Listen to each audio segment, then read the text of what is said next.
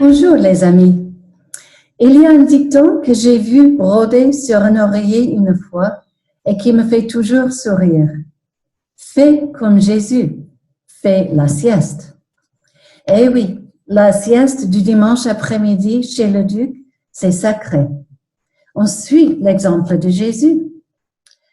Pendant le temps de confinement et encore maintenant, je pense souvent à ce moment où Jésus faisait la sieste dans un contexte qui était tout sauf reposant.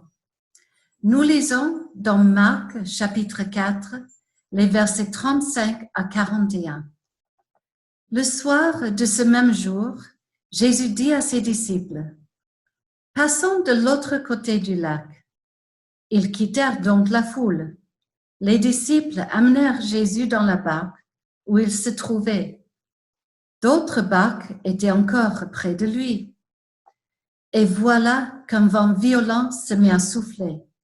Les vagues se jetaient dans la barque, de sorte que déjà elle se remplissait d'eau.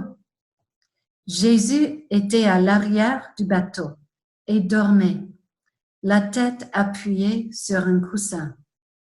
Ses disciples le réveillèrent alors et lui dirent, « Maître, nous allons mourir. Cela ne te fait-il rien? » Jésus se réveille. Il parla sévèrement au vent et dit à l'eau du lac, « Silence, calme-toi. » Alors le vent tomba et il y eut un grand calme. Puis Jésus dit aux disciples, « Pourquoi avez-vous peur?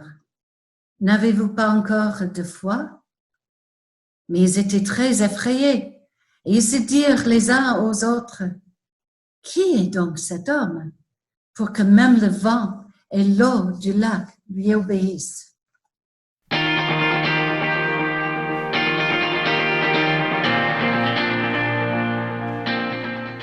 Le contexte dans lequel nous vivons ressemble en beaucoup à ce lac si turbulent, avec les vagues qui se jetaient dans la barque, le vent qui soufflait, le bateau qui se remplissait d'eau.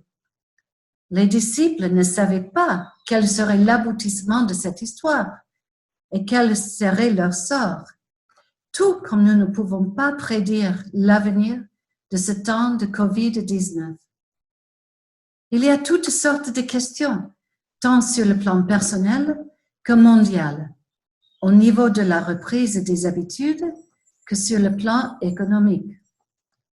Et pourtant, au milieu de cette tempête, où l'on n'entendait que le vent et les vagues qui se heurtaient contre le bateau, Jésus était présent.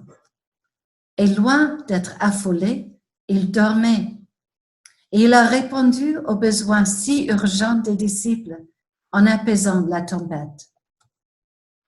J'aime beaucoup le contraste entre la manière dont Jésus parle au vent avec un ton sévère et le grand calme qui suit cet ordre.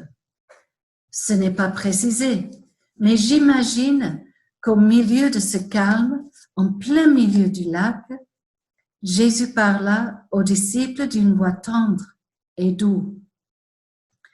Il comprend de quoi ils sont faits.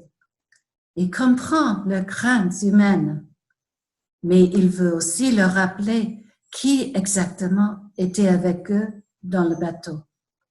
C'est cela, la raison pour laquelle il n'avait pas besoin de craindre quoi que ce soit. Avec toutes les questions, le deuil, les incertitudes qui tourbillonnent autour de nous, rappelons-nous que Jésus est bien dans le bateau avec nous. Il tient tout entre ses mains et rien ne lui échappe. Tellement il comprend tout aspect de cette situation et qu'il connaît la fin, qu'il posa sa tête sur le coussin et il fait la sieste. Reposons-nous aussi dans la certitude de sa présence avec nous et qu'il est bien le maître de tout, la nature, les maladies, les questions financières, les situations de travail, les soucis familiaux. Alors, faisons comme Jésus, faisons la sieste.